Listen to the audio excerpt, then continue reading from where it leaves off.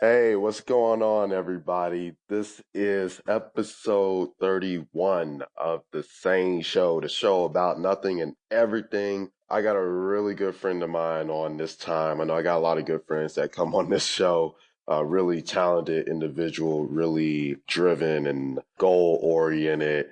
And so many words I can use to describe this person. Professional dancer, choreographer, Emmanuel, Showtime, Malette. How you doing, Manny? Hey man, look, I am just honored and humbled to be here and to share your audience with you. You trusted me and talk to, your people. Hey man, so I'm feeling good, man. I'm blessed, bro. How you feeling? Great, great.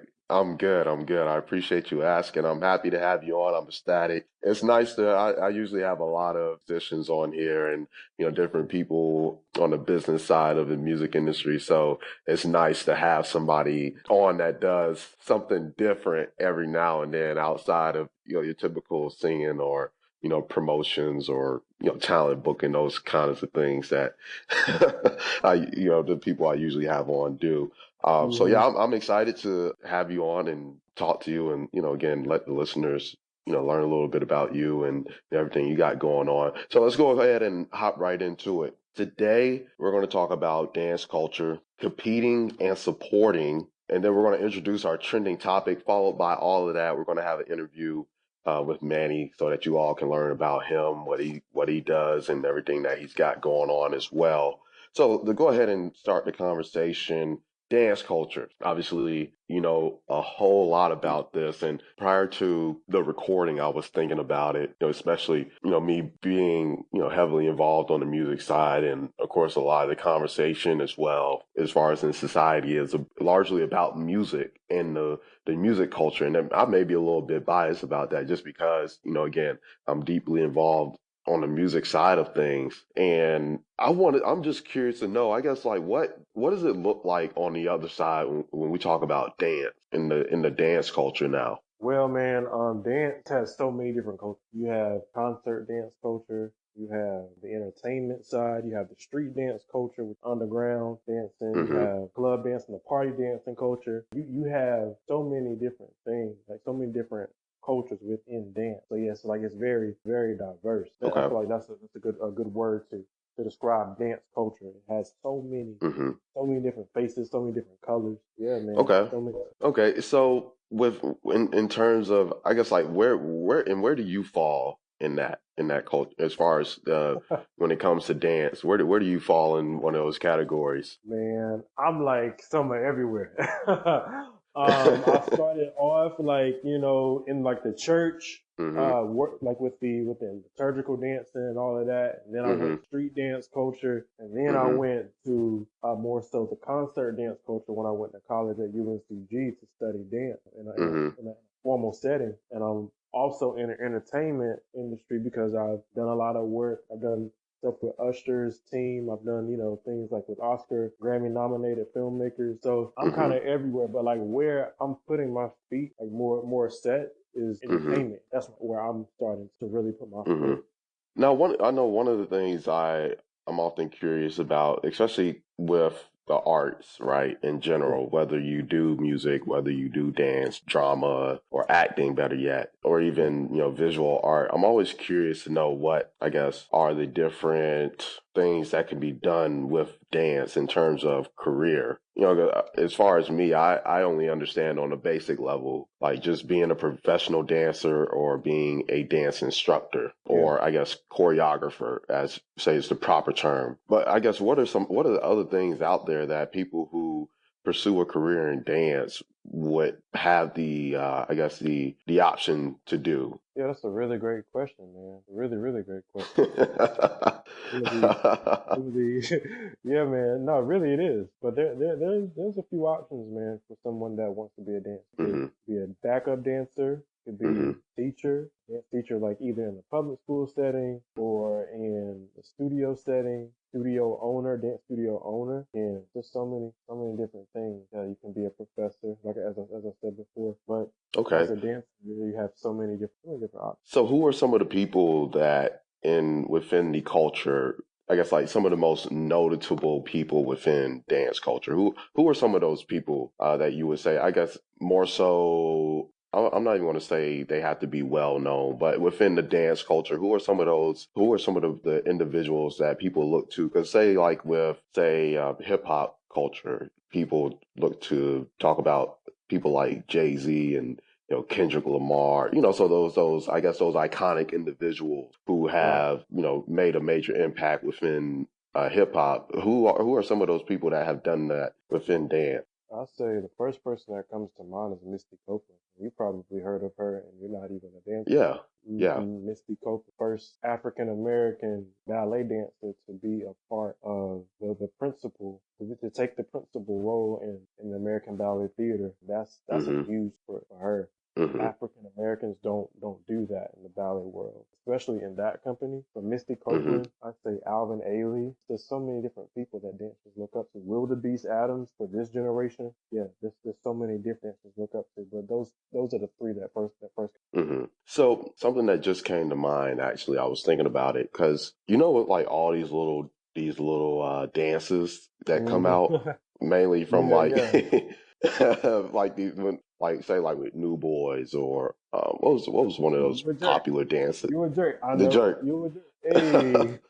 You know you know what I think is cool when there are like little these dances that come out Mhm. that become popular with these songs, and then like professional dancers, people like yourself, like they take and get a hold of it, and it's almost like you guys clean it up a little bit, you know what I mean? Make it into something Because else. right, because especially like you guys know the for lack of a better term, like the dynamics, Mhm. and can master the motions. Because I Yeah, swear yeah. there's been times in college I've seen you do some of these dances at the parties, and I'm like, Hey yo, this is man. what it will look like with a pro doing it.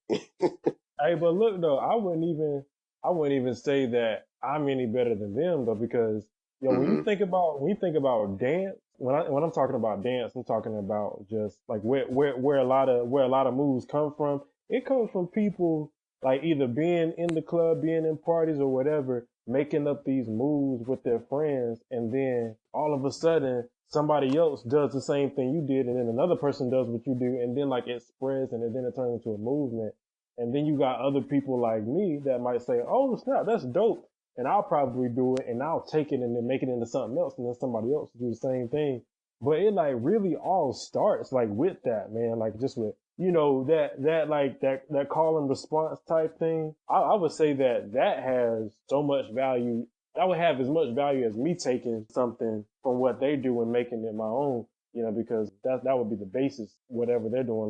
Like you're a jerk, like New Boys, with them doing you're a jerk, whether they made it or not. I mean, that's like the basis from as far as a lot of people know, and then like whatever choreographer took like the reject and the pin drop and made it into something. Hey, that's dope too, Right, right, right. And, I gotta say that I think that's really cool too, because I think of it a lot like visual art. Art Mhm. is art, Yeah. and so I think it's cool to hear you say that. No matter, I guess, what level you're on, whether you're an expert or you're a novice, Mhm. that it's unique, and a dance is a dance, and it's a form of artistic expression. So to Yeah. hear you say like it doesn't matter I do it, and how I do it may look different from how they do it, but at the end of the day, like it's dope. So I want to go ahead and hop into our trending topic brought to you by CNN Business. Okay. Amazon Cool. employees are listening to your conversations, which Uh-oh, they is listening not. to this one? Hold up. We just talking about dance, Amazon. Come on now. We just talking about dance.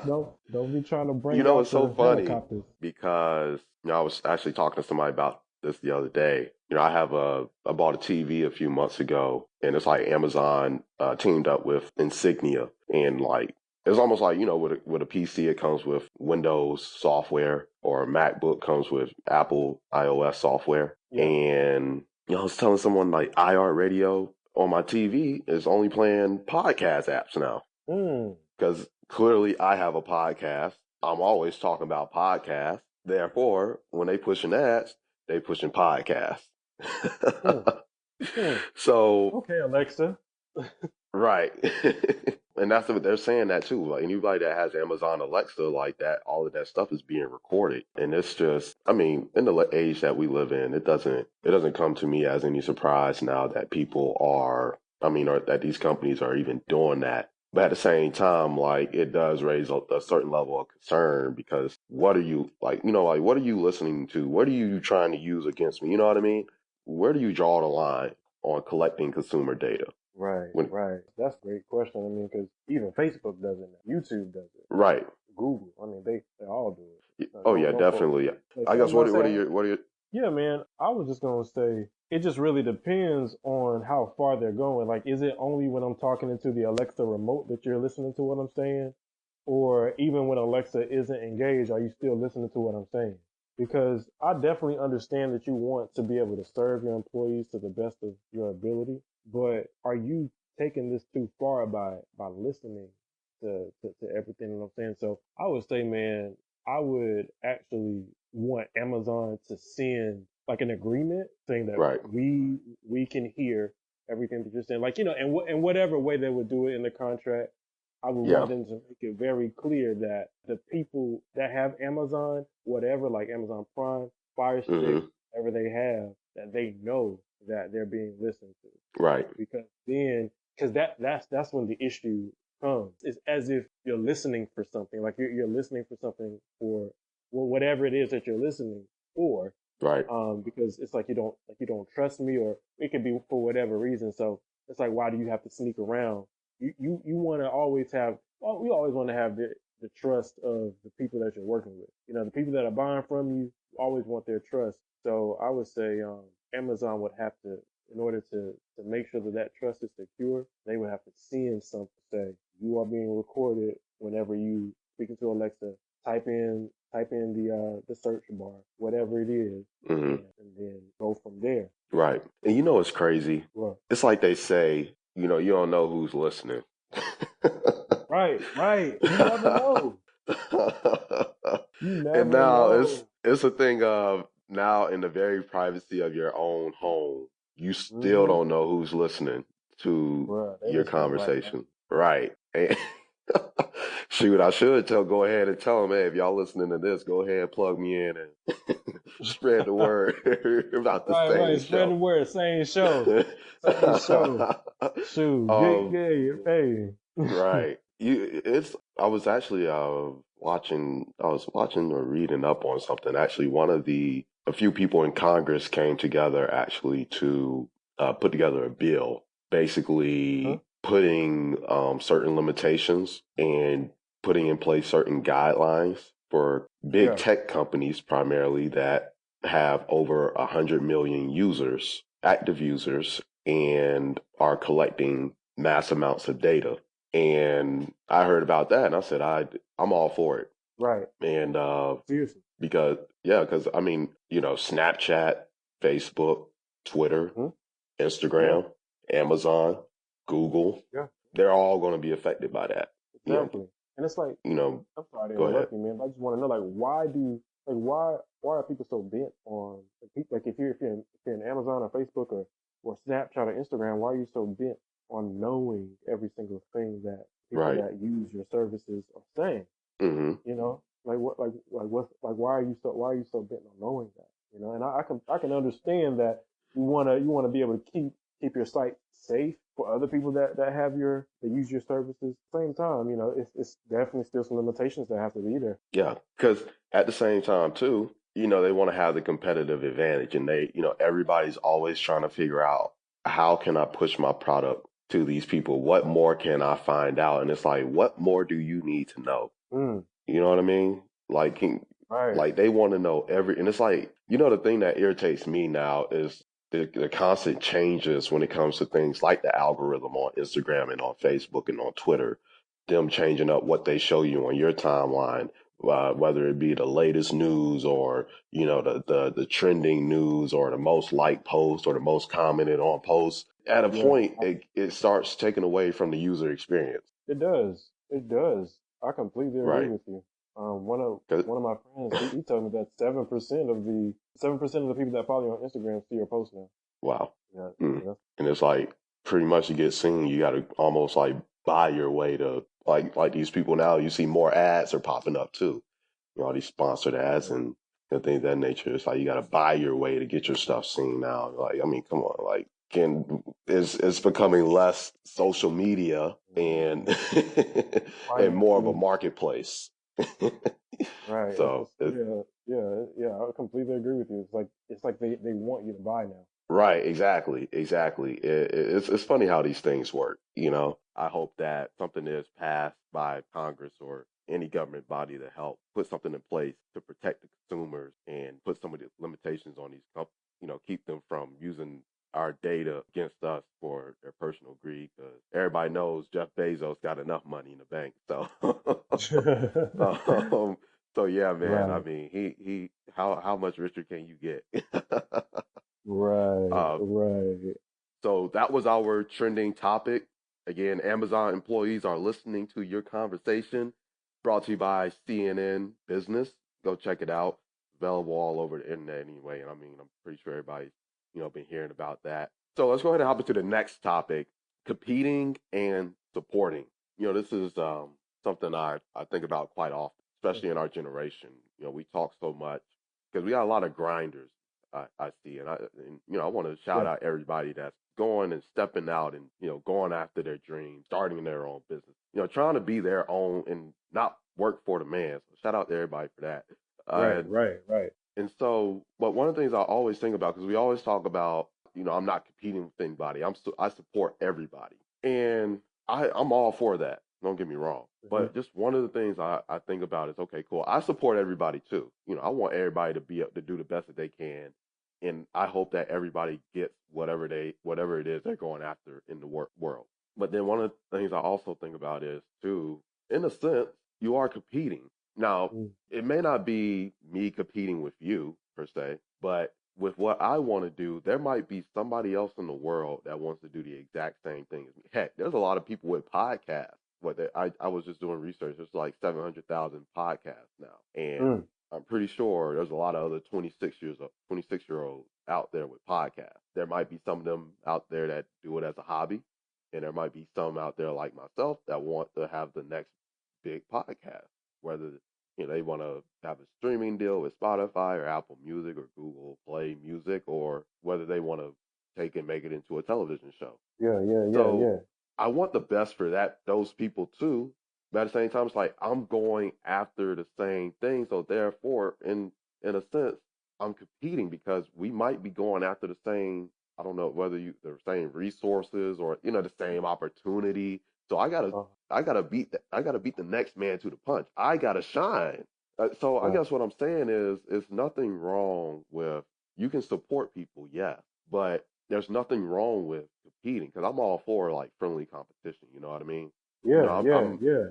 so you feel where I'm coming from? I mean, what do you think about that? Because especially I look at you and I see you're very positive. You're very uplifting. You're very encouraging. I can tell you rub off and give positive vibe and positive energy to those around you. But at the same time, I can see that like that competitive instinct within you. That's like, yo, I'm gonna get mine. You know what I mean? Like, because Right. Right. there's only Yeah, so much man. space. Definitely. Go ahead. Agreeing with you, man. Yeah, it's only so much space. But no, I see where you're coming from. And when you're thinking about like competing, that's like such a loaded topic. When you're thinking about competing, it's like you got to think about your intention. What are your Right. intentions? Because a lot of times people like they'll look at somebody like for me, like as a dancer, somebody will look at Mm-hmm. another student in one of my classes, and then they'll look at them and they'll say, "Oh, she's getting the teacher's attention. Now let me work even harder so that I can get the teacher's attention." Mm-hmm. But in that sense, it's unhealthy competition.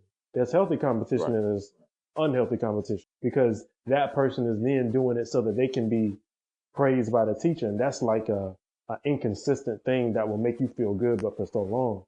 But when it comes Right. to like competing so that I can put food on the table when it comes to competing in my industry so that I can become reparable, so I can become, that person that I see myself becoming. I mean, not everybody can get that thing that you want, including you. I Right. mean, like if I'm auditioning for Beyonce, If she only wants 10 dancers and 100 of us here, I mean, do the math, you know? I mean, but guess what though? You and me, we can go to the studio together. We can train together. We can do all of these things. We can critique each other. We can build each other up, and we can support each other in that way. When we go to the audition though, it's not up to you or me who gets selected. It's up to that other person. So in that point, in that moment, yes, we are competing against each other, but we're not trying to step on each other. So some people in another form of like unhealthy competition, like they try to step on the other person so that they can get higher to that next level, so that they can get to where they want to go, and so that other person doesn't get to that place that they're both trying to go. I feel like that kind of competition is bad, but healthy competition is good. Like, you're not going to work harder than me. I'm going to work harder than you. Okay. Oh, where? You going to work harder than me? Okay. Let's do it.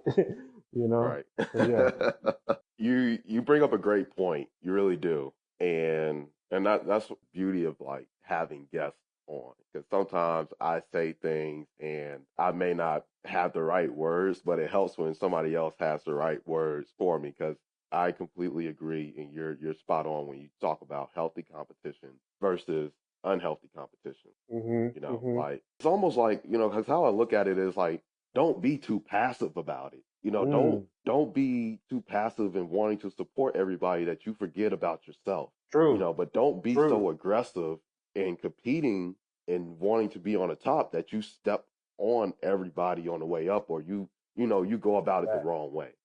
Because it's so funny. It's so funny you say that. You know, we talking about training together. It reminds me when I used to play football, and I used to tell people, I'm like, yo, when we like, yo, you my boy. Yeah, we work out together. We on the same team. But even in practice, bro, like when we step on that get field, on that field, right? Especially mainly if you're on the other side of the ball, and we gotta go against each other, bro. I'm coming for your head. coming for your neck, bruh. Coming for your neck. Right, right. You know, but it's like when it's all said and done, you know, it's like, yo, dap it up, good job, bro. Keep up the good work. You know what I mean? Like you good. You know what I mean? Respect. So you said it so perfectly, man. You said it so perfectly, because yeah, I guess like I just kind of sometimes get concerned because I feel like people almost make it out to seem like it's not okay to compete. That's just me personally. Like it's and I it's like completely, no, yeah. Like competition is good because that's what makes us better. But it has to be healthy competition, because in having healthy competition, you make yourself better, you make everybody else better. You know, I tell people too, right? When I do good and I figure things out, when the next man comes and asks me how I did it, I'm not going to be afraid to tell them, because it's like, yo, success is success. A lot of the same principles apply. And if somebody comes up to me and says, "Hey, Cliff, how did you do this? What did you do? What were the steps you took?" I'm going to tell them. You know what I mean? Like, I want to see you succeed at whatever it is you're trying to do. But it's those internal things, because it's like, you know, but are you driven? Are you willing to put in the work? Are you willing to do this, and that? You know, and at the same time, everybody's got their own style. Yeah. You know, there's only one you, and there's only one me, and that's, you know, because that's why I'm not afraid to share things with people, because I know I'm unique and they're unique in their own way. So it doesn't, you know, that's what I notice sometimes with people that compete, like they're afraid to lose whatever it is they have due to sharing with other people. They're afraid that people might take what they have and, you know, take it from them. But if you're really good at what you do, there's nothing that anybody can do to take it from you. Yeah, for real. Then your motives are wrong too. I mean, if you do all of these things and you get to a certain point, and then somebody asks you how you did it, and then you don't want to tell them, your motives are wrong. Your heart is wrong. Right. You know, you had the unhealthy competition. Exactly. It's like my cousin said, so 28, he was like, you know, the only time I'm looking down is to pull the next man up. Straight up. You know, because he's like, it's like they say, you know, it gets lonely at the top, but you should be wanting to bring more people with you to the top, because I think people miss out a lot of times that when you do that, that makes you look better. Yeah. When you can show that you can succeed at something and that you can bring people up, and I don't hate that we keep. I love You know, it. I love it. Well, no, it's coming up a lot. I was going to say Nipsey Hussle, you know, is a great example of that.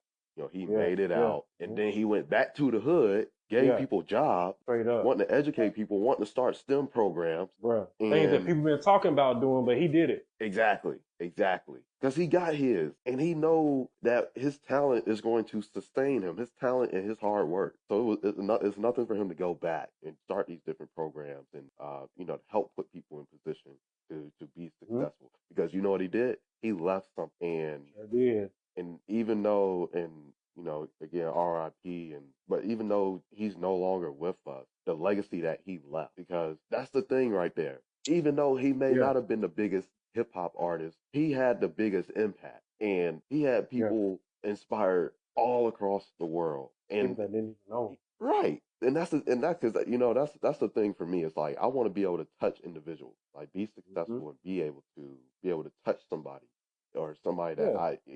that I don't know, but they know of me, and Thing is, Cliff man. made an impact on me somehow. Yeah, yeah. And the thing is, man, like I don't believe that there are successful people in this world. There might be like probably like a couple. I don't believe that there are Hmm. successful people in this world that don't want to share what they've done with people and how they can get there. I don't believe that there are people Yeah. like that. I believe that that's a myth.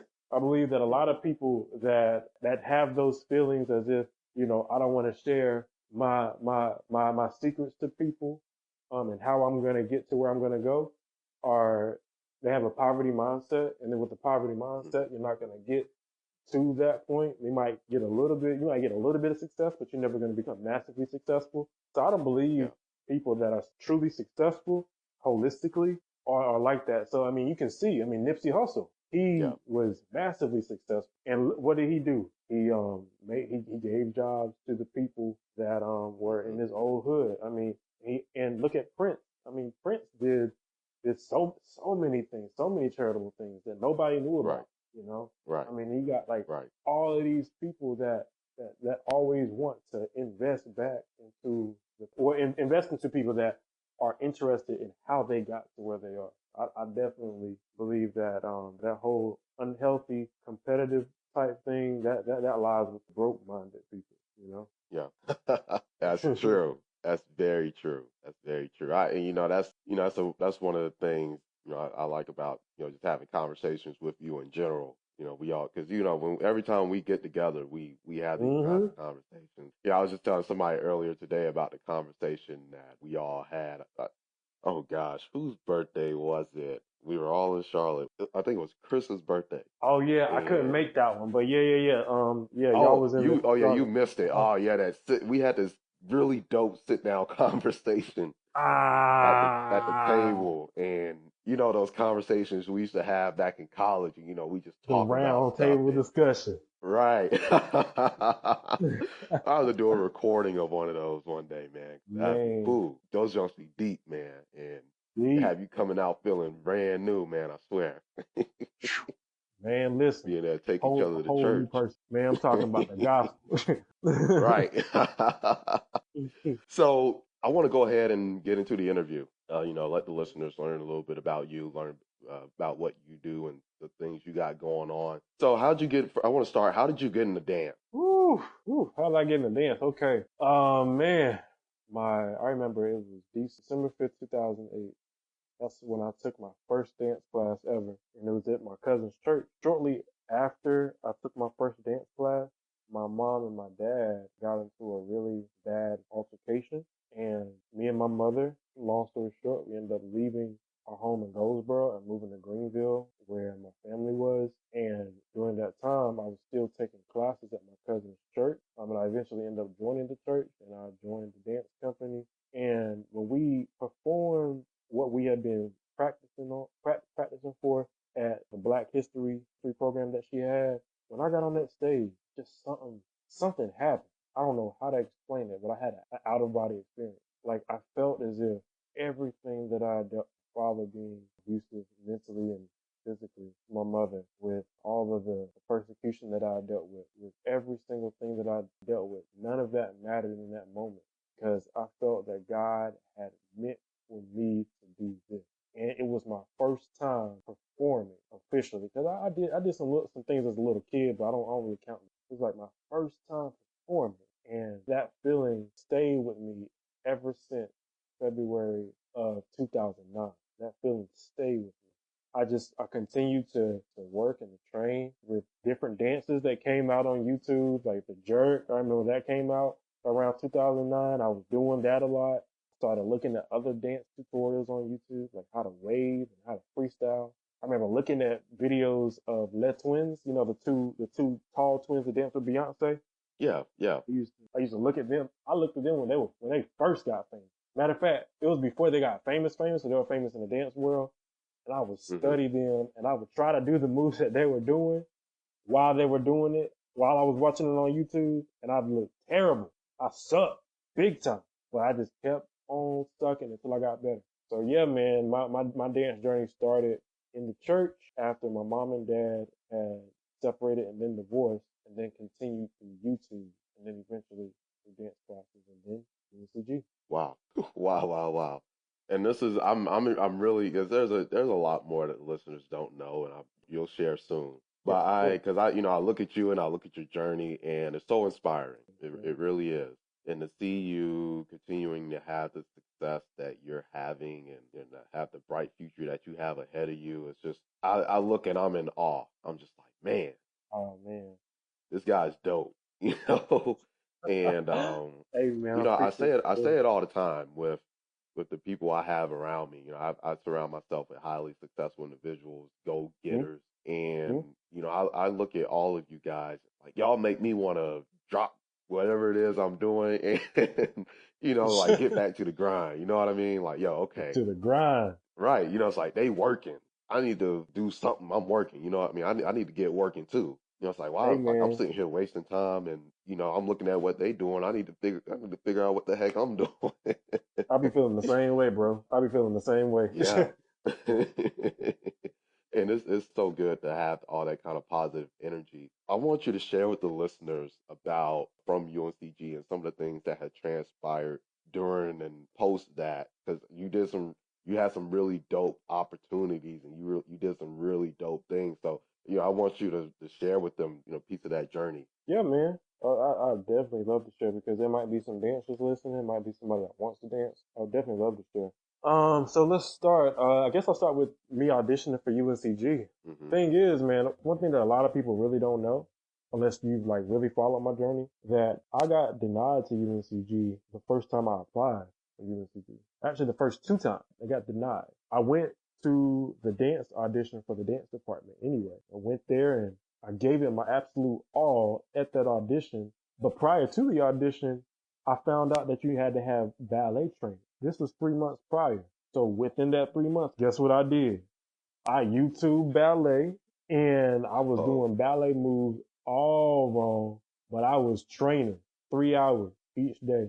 And then my cousin, who remember who I was dancing at her church, he eventually got the Hmm. money to buy a studio.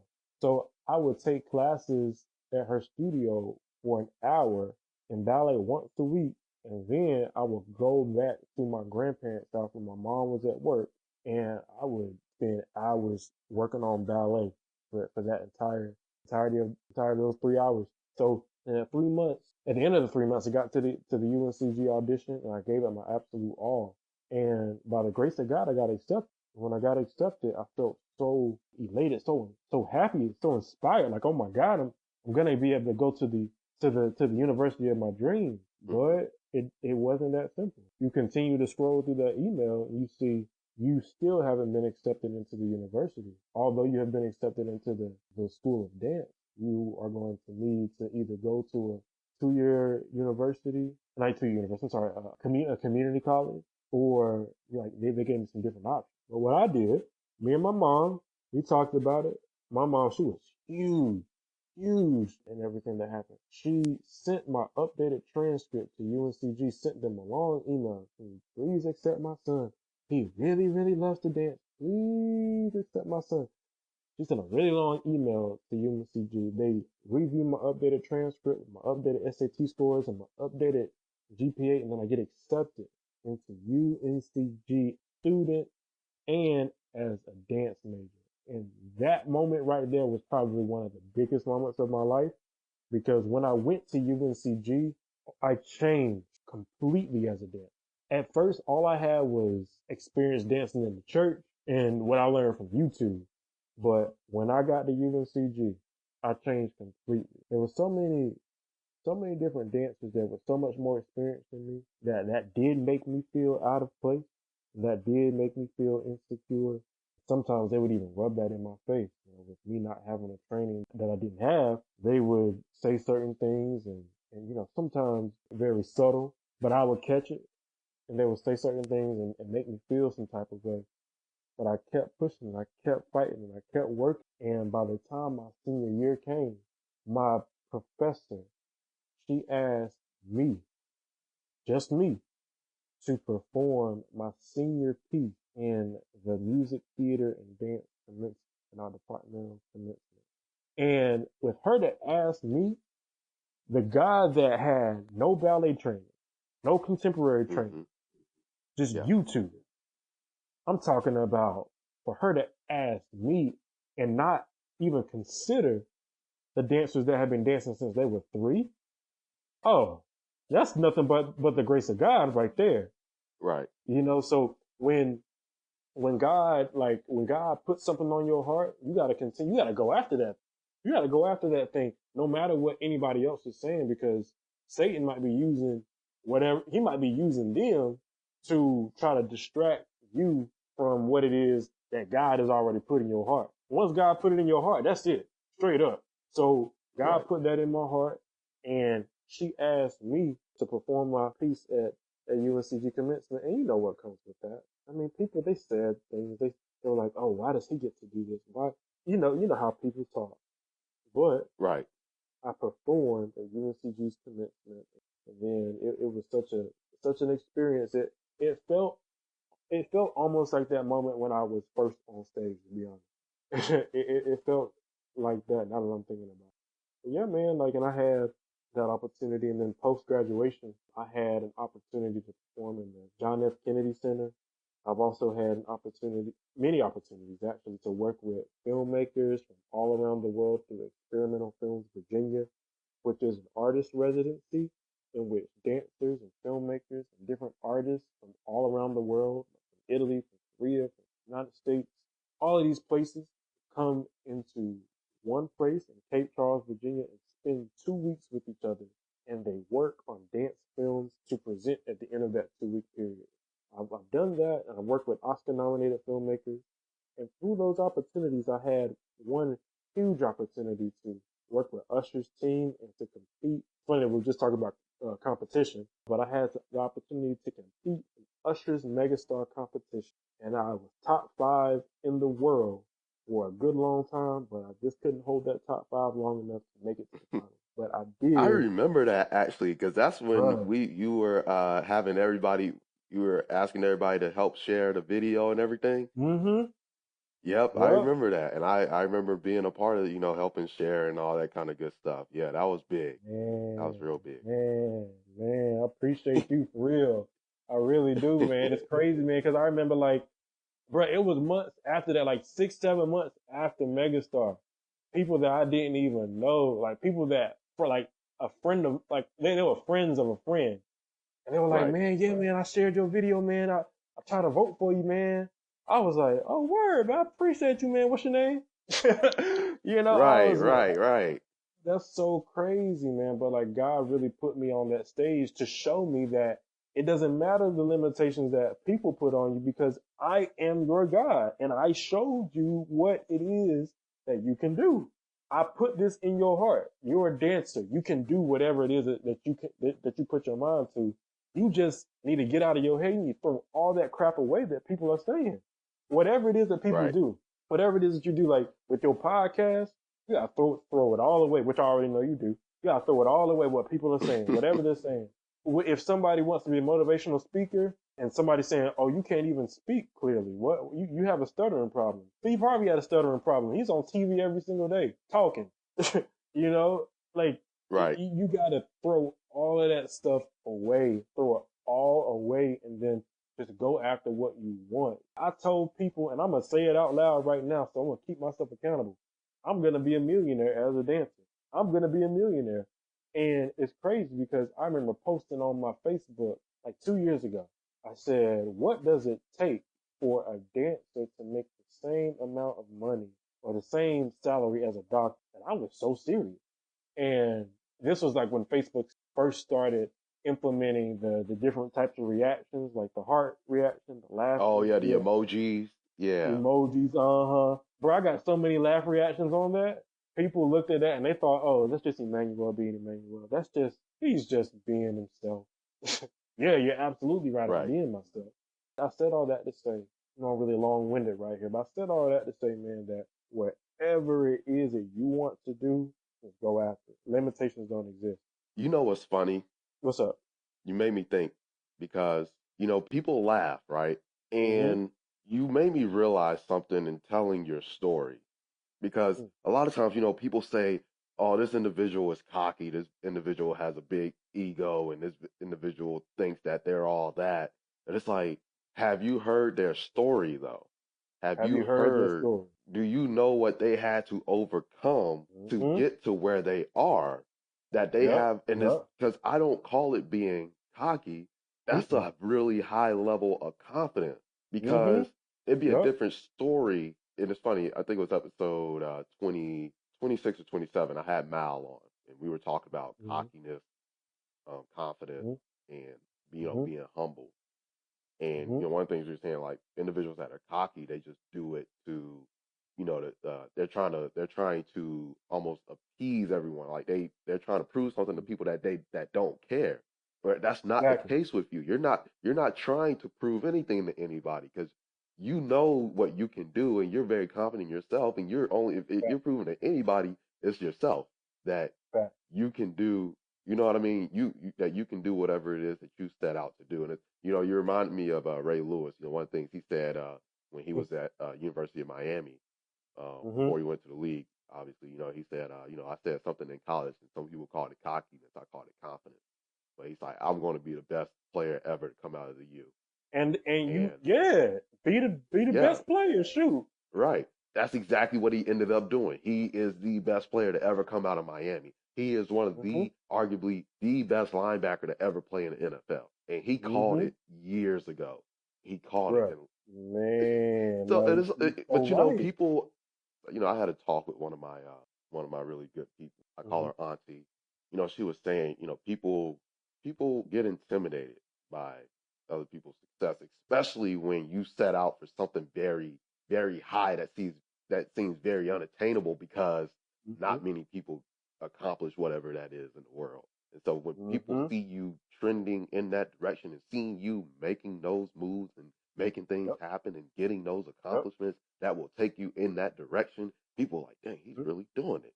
Mm-hmm. I couldn't Yep. believe Yep. someone could do that. Yep. Yep. Because And then they're people gonna think try it's to get on the little overnight. bandwagon. Right. Like people think that stuff is overnight, and it's like, no. But you watch the journey and you see the things that person went through to get to wherever it is they're trying to go. And you're like, dang, like he said he was going to do it, Yeah. and he did Yeah. it. Yeah. Yeah.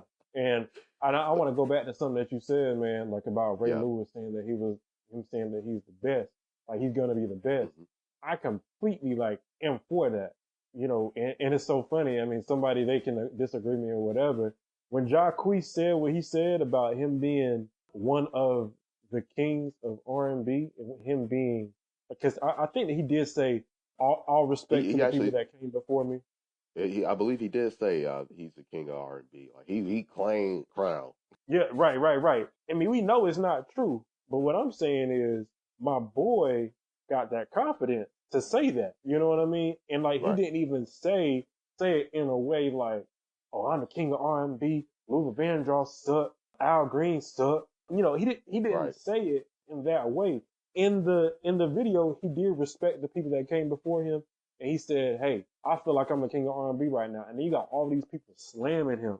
First of all, like you said, Cliff, you don't know that man's story. Secondly, even though this man, he may not be the king of R&B at this moment, but you don't know his work ethic, you don't know his grind. He just might get to that point, you know? And it's so many people, average people, and I'm not trying to come down to anybody, but it's so disgusting. People are so average that they will spend all their time talking about another human being. You know, like I'm gonna tear this other human being that doesn't even know I exist. I'm gonna talk down about him. I'm gonna make Facebook statuses about him. I'm gonna share all these memes about him. And just because he's saying that he's the king of R&B, he's this, he's that, da da da da. I'm gonna make it my job, and I'm gonna put all this energy into talking about another human being and talking down on him. You know, like people do that for people like him. They've done it for LeBron James. You know, like people that are in another atmosphere that Mhm. other people just aren't in. They tend to spend so much energy trying to discredit certain people. You know, like I don't, and I'm not trying to put Jacquees, LeBron James in the same category. Right. I'm just trying to make that clear to our listeners. You know, LeBron James, he got a little bit more.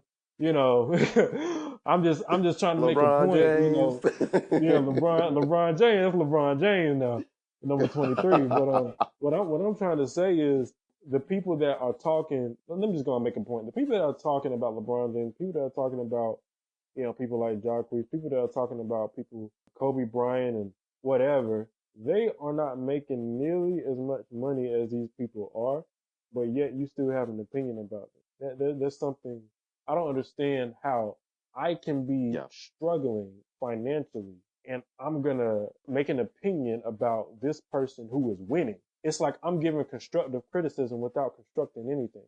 That you don't have the right, credibility. I'm sorry, you just right, don't. right. I agree. I agree. What are some things you got going on now in your career? Yeah. Well, right now, man, I am at this point getting ready to move to Atlanta, preparing for that. Be late August. I do move again. Like I said at the beginning of the podcast, I'm wanting to get into more of the entertainment side of this industry, and I can't do that per se in North Carolina. To go Right. somewhere where it's really, really popping. I believe that Atlanta really has what I'm looking for. So yeah, man, I've been doing that. But I've been teaching a whole lot, teaching so much, teaching kids of Yeah, I all see the ages. videos. That's pretty dope. And I mean, no better way to, stay abreast on your skills than to teach somebody else. Yeah, you're right about that. You're right about that, man. See, I teach a lot. It's just funny. A lot of people always ask me about the little boy that I teach. I post his videos of him freestyling all the time. People ask me about him, Hmm. Andrew, the 9-year-old boy. You probably seen a video of him, but he's an amazing, amazing freestyler. And people always ask me like, how did you teach him how to freestyle? And I say, honestly, this boy just does everything I ask him. So it's just funny, how that works. But yeah, man, I teach, nowadays, teaching and getting ready for this move and seeing the work and build up my personal brand. So how often do you? Because I know being a dancer and a choreographer, of course, it requires. I mean, it's just like a sport, really. You got to stay in shape and you got to stay in good physical condition. How often, in terms of like your diet and in terms of like your workout plan, what does that look Mhm. like? Yeah, man. Like when I'm eating, I try to limit junk that I'll put into. If I'm Hmm. gonna eat sweet, or if I'm gonna eat fried food, I limit that. Try to do. If I'm gonna turn up on the cookout, if I'm gonna turn up on the fried chicken, I try to do that on the weekend. But Right, throughout the week, keep it clean. I fail a lot, but that's the goal. When it right, comes to working out, I go to the gym 3 times a week. And I do a lot of lifting. I cardio. I box. I hit the heavy punching bag and go to the gym. I do a lot of that. I also spend time in the studio working on my craft. Teaching, that does take a lot out of me, but I always try to make sure that I have something to teach. If I'm not working on myself, I can't teach other dancers to do that themselves. right. That's dope stuff. I'm excited for you. As a friend, I'm proud of you, and as always, you all the best. So I know there's a lot in store for you in your Mhm. future. I'm always down to do whatever I can to help. So real quick, tell the listeners where they can find you on social media so that they can stay abreast of everything you got going on, and especially when you blow up, they be able to say I've watched the Hey, journey. first of all, I appreciate you, brother. I really do. You're a dope individual, man. Yeah, man, for everybody else that wants to follow me on social media, my Instagram is Showtime with 2 E's _ So that's SHOWTIME_.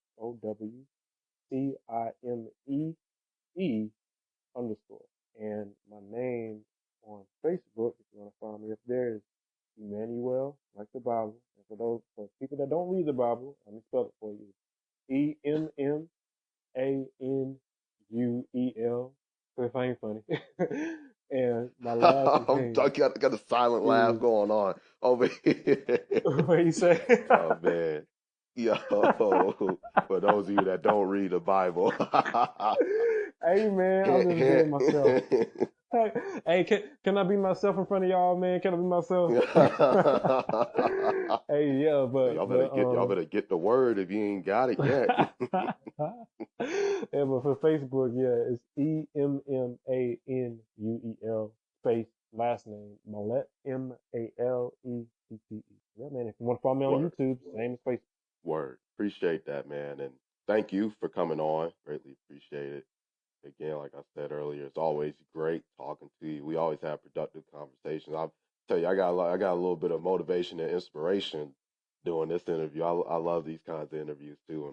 When I get a little Oh burst of energy yeah, to to get me back on the well, I ain't gonna say back on the grind, but making me want to step up my grind. So straight up, man. um Hey, let's go, let's do it. and for those of you listening, remember, if you haven't done so, and I don't know why at this point, 31 episodes in, go follow the SANE Show on Instagram and Twitter, SANE_show. That's SANE_show.